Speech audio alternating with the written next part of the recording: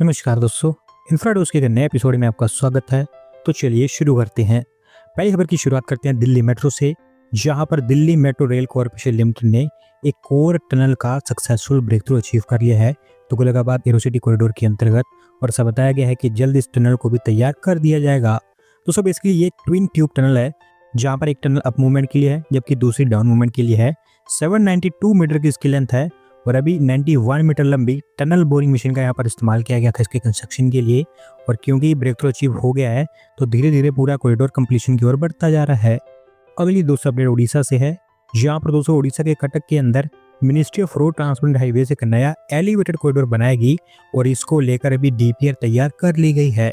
दोस्तों elevated corridor OMP square से कंदरपुर के बीच बनेगा, नेशनल हाईवे 55 के अलोंग। 13 किलोमीटर के आसपास इसकी लेंथ होगी। और एक अच्छी बात यह है कि यहाँ पर सर्विस रोड्स भी बनाए जाएंगे दोनों साइड्स पर। 640 करोड़ रुपये इसके आसपास यहाँ पर खर्च आएगा इसको बनाने के लिए। और एक बार जब ये बन जाता है तो बहुत लोकल कम्यूटर्स और हैवी व्हीकल ऑपरेटर्स को इसका बेनिफिट मिलेगा।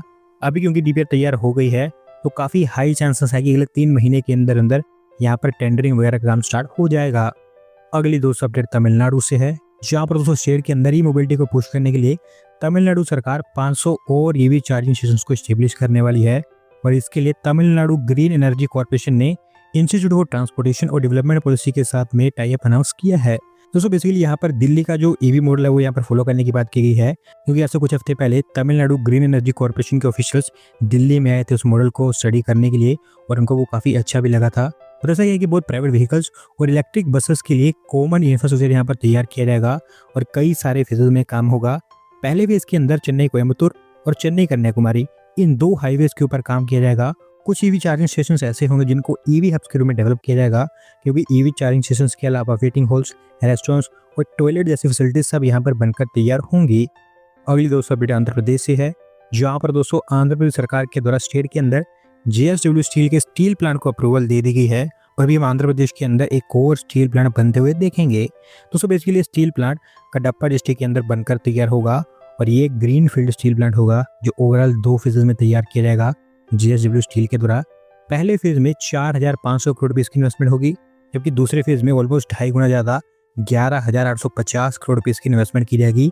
अच्छी बात यह है कि आंध्र प्रदेश सरकार के द्वारा यहाँ पर इनको अप्रूवल तो दी ही गई है, साथ साथ 1100 एकड़ ऑफ लैंड भी यहाँ पर अलॉट कर दी है स्टील प्लांट के कंस्ट्रक्शन के लिए। पहला फेज 2029 तक जबकि दूसरा फेज 2031 तक तैयार हो जाएगा। और कुल मिलाकर पहले फेज के अंदर ही 2500 के आसपास जॉब जनरेट हो पाएंगी।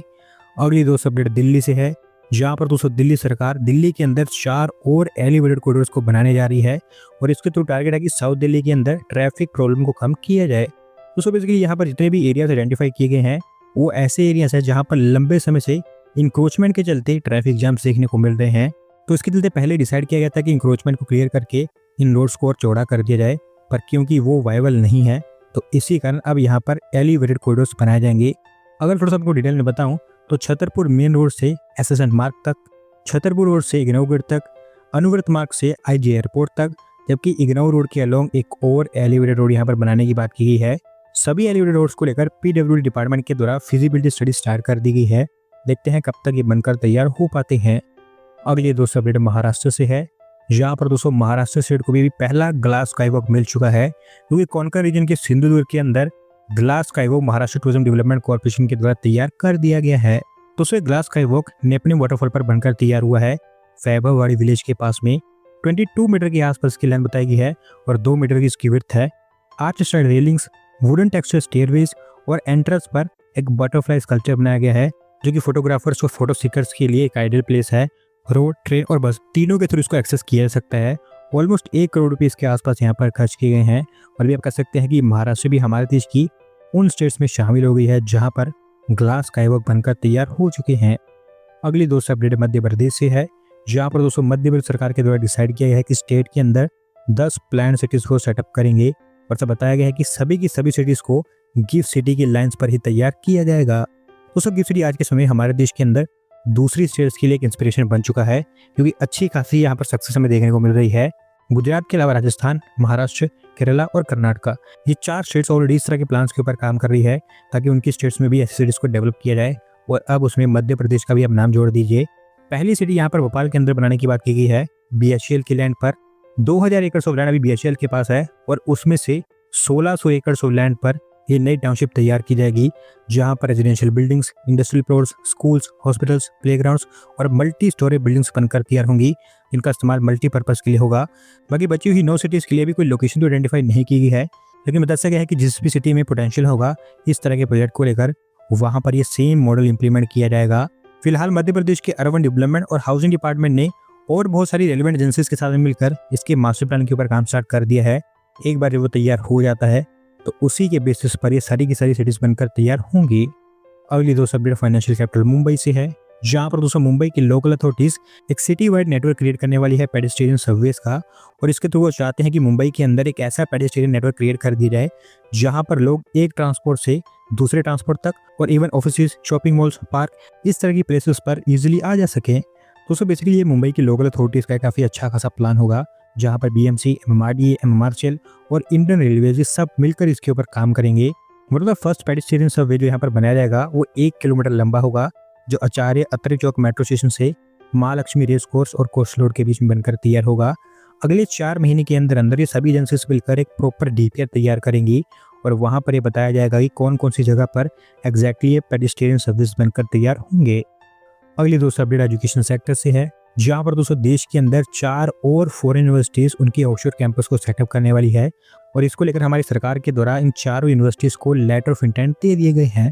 दोस्तों पिछले 1.5 साल के अंदर अंदर हमारे देश में बहुत सारी फॉरेन यूनिवर्सिटीज ने उनके कैंपस ओपन किए हैं, जहां पर सबसे ज्यादा प्रपोजल्स न्यू सिटी के अंदर ही देखने को मिले हैं, और अब ये ट्रेंड लगातार बढ़ता ही जा रहा है, क्योंकि ऑस्ट्रेलिया की वेस्टर्न सिटी यूनिवर्सिटी और विक्टोरिया यूनिवर्सिटी यूपी के अंदर 2 कैंपस सेटअप करने वाली हैं, जिसमें से पहला ग्रेटर नोएडा के अंदर, जबकि दूसरा नोएडा के अंदर बनकर तैयार होगा।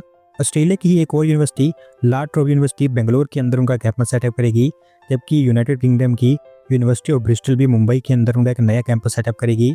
इन सबको मिलाकर हमारे देश में भी टोटल 13 ऐसी फॉरेन यूनिवर्सिटीज हैं जो या तो भारत में इनका कैंपस सेटअप कर चुकी हैं या फिर आगे चलकर सेटअप करेंगी।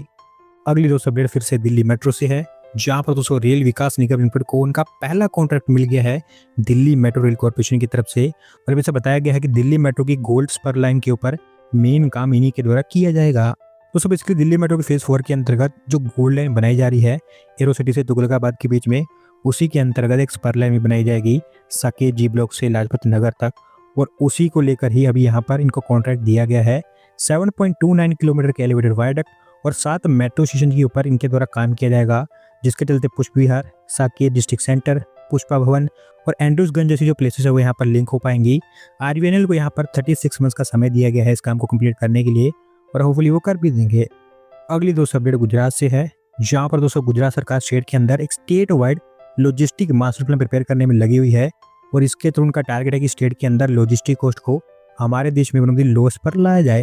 दोस्तों हालांकि इस लॉजिस्टिक प्लान के अंतर्गत पूरी स्टेट के ऊपर ही फोकस होने वाला है, और पूरी स्टेट के अंदर ही लॉजिस्टिक फैसिलिटीज बनकर तैयार होंगी, लेकिन मेन फोकस 8 सिटीज के ऊपर किया जाएगा, जिसमें अहमदाबाद, सूरत, वडोदरा, राजकोट, जामनगर, भावनगर, जूनागढ़ और गांधीनगर, ये 8 सिटीज इंक्लूडेड है।